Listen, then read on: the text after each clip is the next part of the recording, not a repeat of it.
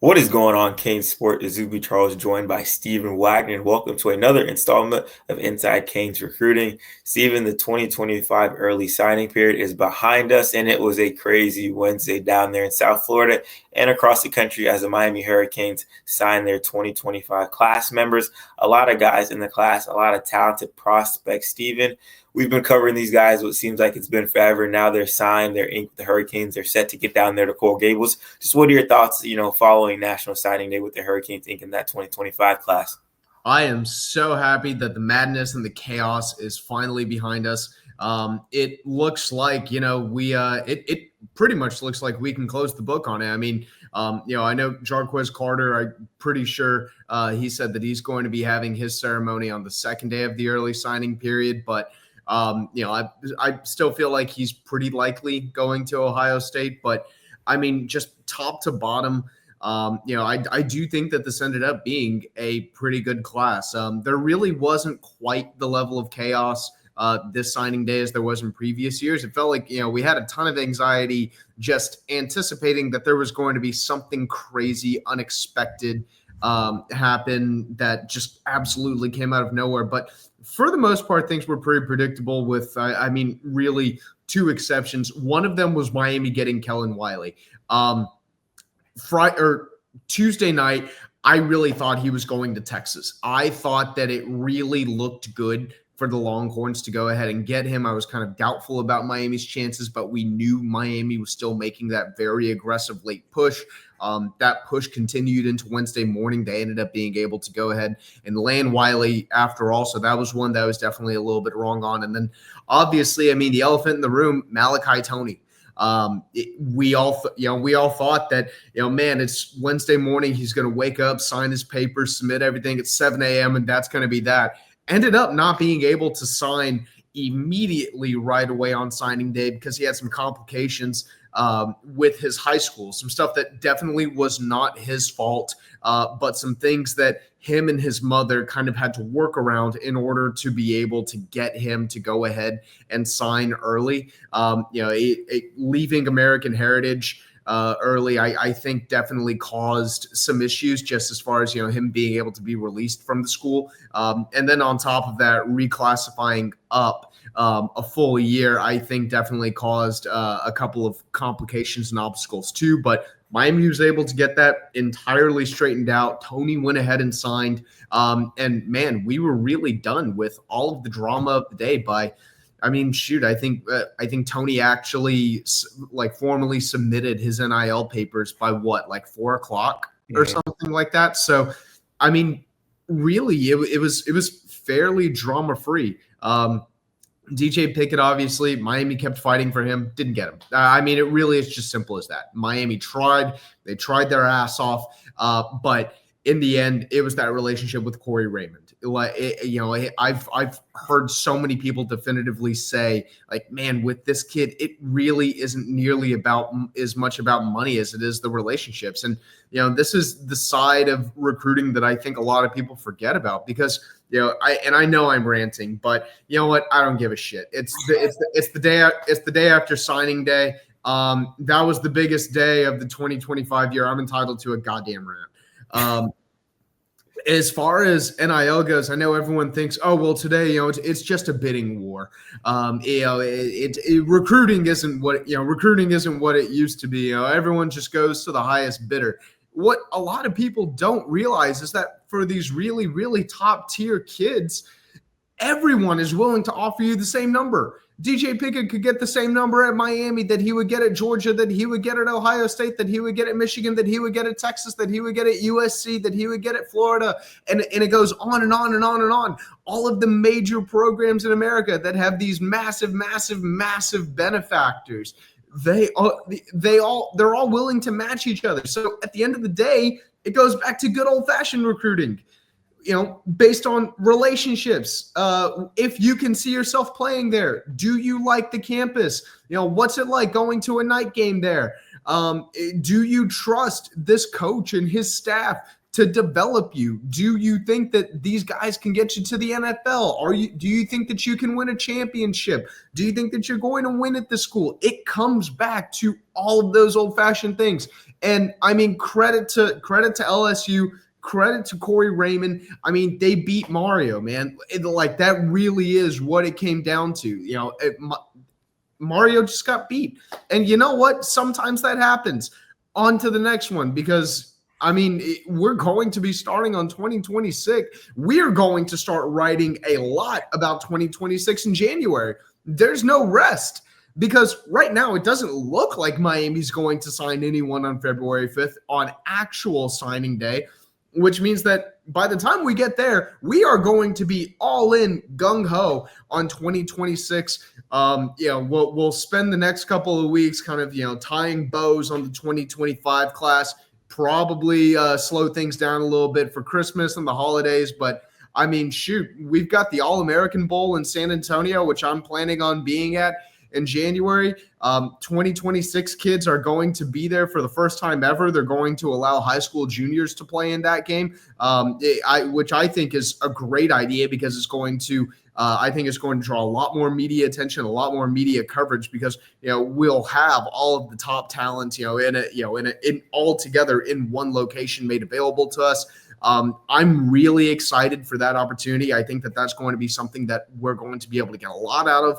There's definitely going to be a bunch of Miami targets in the 2026 class playing in that game. So I'm already ready for that. But I mean, shoot, Wednesday night, someone asked me on the board, all right, so, we're done with the 2025 class. Can we go ahead and start on 2026? I said, man, I'm getting good beer and ordering a pizza. My brain deserves a night off to watch Alabama, North Carolina, and that's it.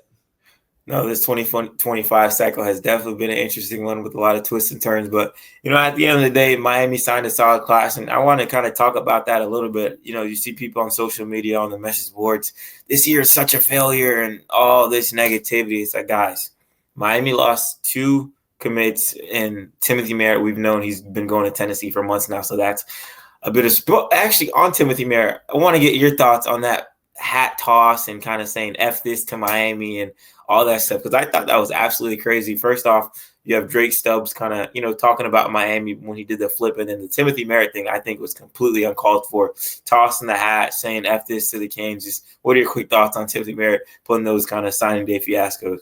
Okay, well, do we want to ask if there's any bad blood between the two sides? Do we want to ask if there's any frustration maybe that Miami decided to drop Timothy Merritt, which is what happened, by the way. This was not a flip. Miami dropped him. You know what? I'll say it. If you're Timothy Merritt and a school dropped you, I personally do not know the details of exactly what happened leading up to him being dropped. I don't want to speculate, but all I do know is that Miami chose not to take him in this class. You know what? If I was a kid, regardless of how it went down, and I got dropped by a school that I was committed to, regardless of my feelings toward that school at that particular moment, I'd probably be a little bit salty. I actually don't hate it. Is it a little bit disrespectful? Yeah, probably. But I mean, so are half of the end zone celebrations that players do after they score a touchdown. I mean, the way that I feel about it, if that's something that's kind of pissing you off, it's something that really shouldn't. Is it bad? Yeah, but you know what? We live in an age where everything is horrible. I sound like Larry David. No, I thought it was funny, and I thought it was kind of crazy at the same time. So just wanted to get your input on that. But nonetheless, obviously Miami loses Timothy Merritt, Gavin Hicks, and Drake Stubbs, and everyone's saying, hey, the sky's falling, the sky's falling.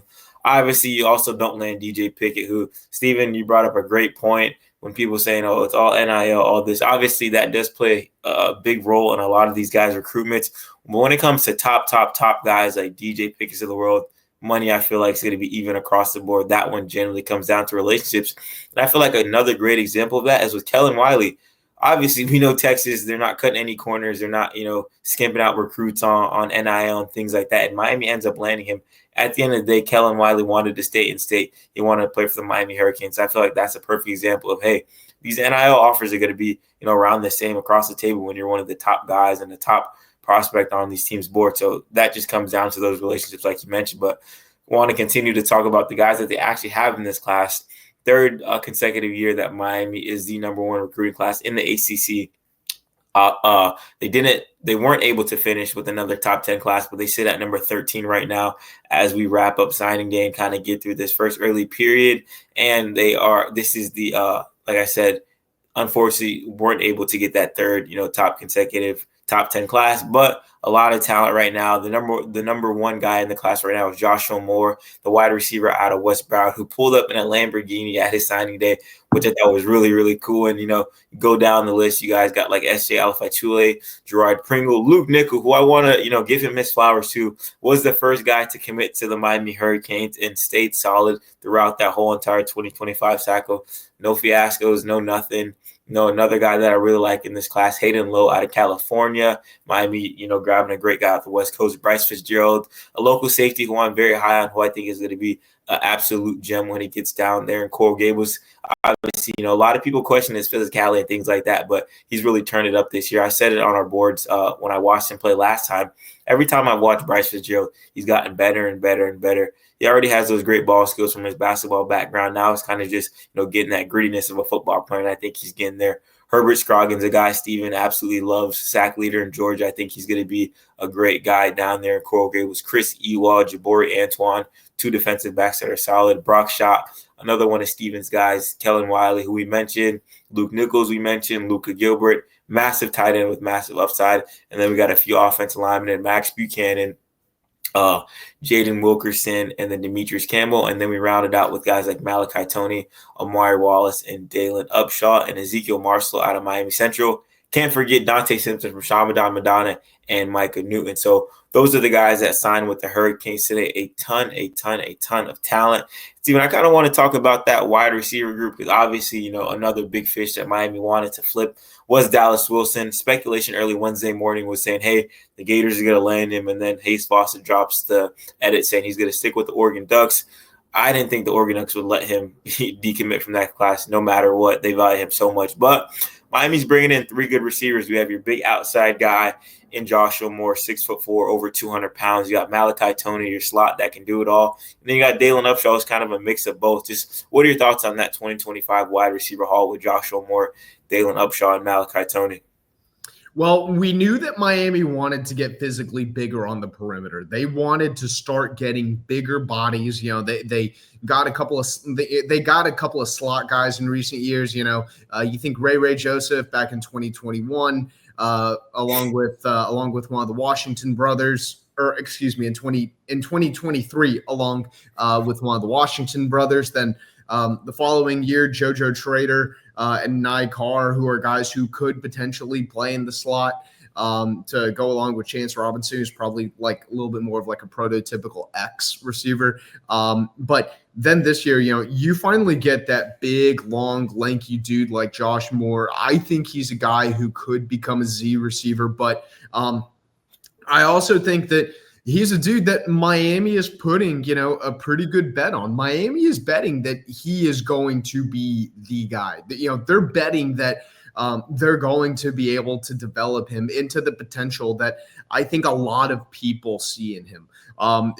Right now, he's not very polished at all. And I remember last year watching his tape and kind of thinking to myself, man, he's kind of underwhelming. He's got the body, but he's got all of the potential, but I'm just not sure if I see it yet. This fall, I really started to see it. He started looking like a guy who's taking that next step. And I'll be honest, I completely get why a staff would fall in love with a guy like him, because if he completely hits, if he clicks on everything, if he really reaches his true potential, he'll be a first-round draft pick. I have no doubt He'll be one of the best names in the ACC.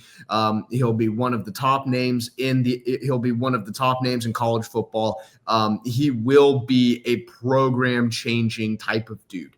But because he's so raw, I think that this is really going to be, I think this is going to ultimately show just how good Miami's development really is, because you are being handed kind of the perfect kid to develop. Awesome ceiling, pretty raw overall. Not a tremendous route runner, but can get there. Very athletic, kind of deceptively fast. Can really line up, it really can line up anywhere, but probably should be like a Z type of receiver. He's got that length. He's got that frame. He should be able to put on weight. What are you going to do with it? To me, this is going to be the perfect test for Kevin Beard to see just how good of a receivers coach he really is. Because, man, you're getting your guy. You're getting the dude who, you really, really do believe in, and that really Miami's entire staff believes in. Are you going to be able to get him to reach the potential that we all believe that he can reach? To me, this is a litmus test for Miami, and I'm ready, and I'm excited to see what Miami can do with it. Yeah, I really like how you mentioned Kevin Beard getting, his guy, because, as we all know, with conversations with, Coach KB and that staff, they really did want that really dominant physical outside threat that can also move in.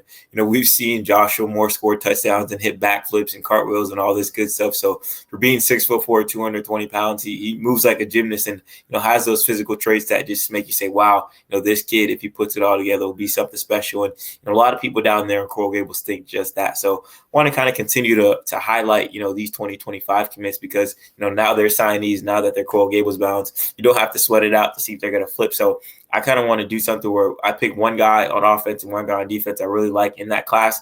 I want to start on, offense with Gerard Pringle. He's a running back that we got the chance to see earlier this year against Miami Norland. And Miami Norland, that defense featured multiple Power 4, defensive linemen, linebackers, and Gerard Pringle really torched those guys. And he's a guy that even Mario Cristobal admitted before Matt Merritt got down there in Coral Gables, Gerard Pringle was not on their radar. Matt Merritt comes in, shows, hey, this is a guy that I really like at UCF. He was unranked at the time, didn't really have a name to himself. And then, boom, he kind of blows up on the scene, ends up as a top 150 guy, and has been productive, very, very productive, to say the least, at Armwood High School. Coach Mario Cristobal compared him to a Jahmyr Gibbs type of guy, and I can see that. We watched him camp during the summer, and, man, can he catch out the backfield. Super shifty, can make guys miss, and if he needs to put a shoulder down, he's doing just that. I know, Steven, you thought he kind of compared to a CJ Riddell type of guy. Just, what are your thoughts on Gerard Pringle on the back he is? Yeah, really, really versatile. I think that he's a dude that you can do. I think that the possibilities for him are endless. The amount of stuff that you can do with him as a coordinator, I think, are just absolutely massive. He's not quite as big and bulky as a Mark Fletcher. He's a little bit on the shorter side, but I think that he is going to be able to put on weight pretty effectively. He runs very, very hard. He's very quick. He's absolutely a one cut back. He sees the hole, makes a cut, and gets downhill. He runs with so much power. Mm-hmm. He like I said, he is a little bit on the smaller side, but he runs incredibly powerfully. He loves to finish through defenders. I think that if you're an offensive coordinator, this is one of those guys who you can really just move across the board. I think you can use him in a ton of two-back sets. You can use him in different 21 personnel groupings, where maybe you keep one guy in the backfield. You maybe put a guy like Gerard Pringle in the slot. Obviously, he's going to need some help kind of learning how to pass protect. I think that's kind of one of the things that he doesn't do great right now, is he's not really that tremendous in pass protection. But man, I really do think that he can be an extremely productive college running back. Don't know if he'll be an every down back to start his career. Don't know if he'll necessarily, immediately kind of have the role that Mark Fletcher did. But I really do think that he has an incredibly bright future. ahead of him. I think that he is going to be really, really good at Miami. Shout out to Matt Merritt. I really do think he found a gem. He found a guy that was on no one else's radar, landed him, started gaining traction with him before he really blew up. And then all of a sudden, wham. He's a hurricane. He's a top 150 prospect. He's running for like 200 yards on Miami Norland or something ridiculous like that. I mean, he really was absolutely everything that you want in kind of, one of those in kind of like a shiftier back. Yeah, and another guy I want to highlight is from that same high school, Armwood High School, obviously the latest addition to that 2025 class. And we talked about him a little bit early in his recruitment, but man, is Kellen Wiley a football player. He's a guy that Miami identified this fall at that Miami Norland game where, Armwood came down there and gave those guys the business. And Steven, I remember like it was yesterday, everyone walks in the game. We're ready to see Gerard Pringle. We're ready to see Miami Norland. And after the game, everyone's asking who's number 6. I think Kellen Wiley had about 14 tackles, 2 forced fumbles, knocking guys' helmets off. Literally, I think he knocked off 2 helmets. And we just saw this 6'4" linebacker moving sideline to sideline, covering, lining up on the edge, blitzing, and all that stuff. And, like I said, Miami identified him early. Kind of a similar story to Gerard Pringle, a couple, different things between the two guys. But Canes got in there early. It was a very, very long battle. It came down to the very end like we saw today, but they landed him. I think, obviously, not discrediting, Gavin Nix or TJ Alford, but I do think out of the 3, Kellen Wiley has the highest upside, just given his size, his ability to play different positions in the box. You can line him up on the edge. Like I said, you can drop him back in coverage. He moves very, very well. He kind of reminds me, this might be a weird comparison, but kind of a Kyle Hamilton, kind of a unicorn in his position, just can do a lot of different things. And, I think Kellen Wiley has a very, very bright future down there in Miami. And I wouldn't be surprised if he's able to make an impact early. Steven, just want to get your thoughts on Kellen Wiley and just kind of the type of guy he is. Yeah. I mean, you talk about a dude exploding in a senior season. I mean, that really was Kellen Wiley. Also, objectively, can we all say it's kind of crazy that Armwood had 2 dudes who were completely unranked, completely off the radar, and then by their senior years, they are both top 150 players. One of them's in the top 100. One of them is very, very consistently flirting with the top 100. I mean, that's objectively kind of crazy, but no, I really like Kellen Wiley a lot. I do agree with you. I do think that he's the best out of that trio of Gavin Nix, TJ Alford, and Wiley. I think that Gavin Nix himself probably had the highest floor, but I think Kellen Wiley has the highest ceiling. I think Kellen Wiley overall is kind of the most well-rounded linebacker. I think he's going to be really good. Miami, they want to be a little bit more selective about the dudes that they would pursue. Kellen Wiley was one of those guys that they decided, man, we really want to go all in on him and go ahead and pursue him. I definitely think that Miami made the right call with him. I think he's a stud. Yeah, I'm really excited to see, what the future holds for Kellen Wiley, Gerard Pringle, and all the 2025 commits. Like I said earlier in the show, I know this isn't wasn't the class everyone expected, all this stuff and 5-star this, 5-star that. Listen, guys, this class is still very, very good. A lot of talent. And if you know ball, watch the tape. And these guys are all ballers. Very, very productive for a lot of big-time teams across the country. Multiple guys playing in state championships in the upcoming week. So Miami's bringing in some winners to the program and guys that produce at that high school level. So super, super excited to see what they can do when they get down there. Coral Gables, it's been awesome covering these guys for the last, I felt like 2 years now. And, now the cycle's finally coming to an end. Like Steven mentioned, it might be the end for these guys, but it's just a start for the 2026 guys. And we'll have you covered with all of those guys. Steven, as we close this final door on the 2025 class, what are your final thoughts? I know I don't want to hold you too long so you can enjoy that pizza and beer. Overall, I did the numbers. I know a lot of people are complaining, what a horrible recruiting collapse, how catastrophic this is. Miami over the last 3 years has an average class rank of 8.66. That's the top 7% in college football. That means Miami is averaging right now a top 10 class. They finished 5th, 8th, and 13th. No matter what you want to say, no matter what criticisms you might have of Miami, you can argue You can argue they don't game plan well enough. You can argue they don't manage games well enough. You can argue, they're not developing talent the way they should. You can argue all of those things, and certainly, they're all open to criticism. I think that's very, very open to criticism. You cannot argue that Miami has a talent problem. Miami is getting the raw levels of talent into Coral Gables. Miami is getting the top 7% of talent coming out of high school in the country down to Coral Gables. What Miami does with that talent is an entirely separate conversation. And like I said, it's totally up for debate. You can make whatever argument that you want, but Miami is getting talent to Coral Gables like we haven't seen, frankly, in the last 20 years consistently. Miami finally has that. And now the onus is going to be on Mario to consistently win with the talent that he's been given, to consistently develop that talent and build Miami back to the team that everyone knows it can be, which is a team that competes for championships.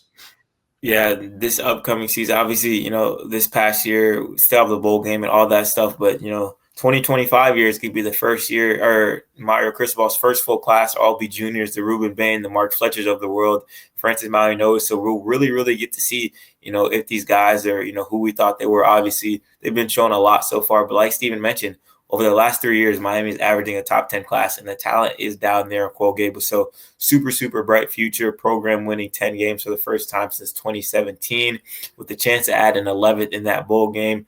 Guys, the future is bright in Coral Gables. Like I said, I know this wasn't the class everybody expected, but a ton of talent is making their way down to Coral Gables. And we're happy to be able to show you their stories and kind of tell you what everything was going on during this 2025 cycle. And we really do appreciate you guys staying tuned with CaneSport.com throughout the year and listening to me, Wags, Matt, and Gary, chirp this whole cycle. So thank you guys again. Make sure to stay tuned with CaneSport.com. Like Steven said, we'll be, all eyes on that 2026 class and have you covered just as well as we did for the 2025 guys. Hope you guys enjoyed this episode of Inside Canes Recruiting. For Steven Wagner, I'm Izubee Charles. Thank you all for watching.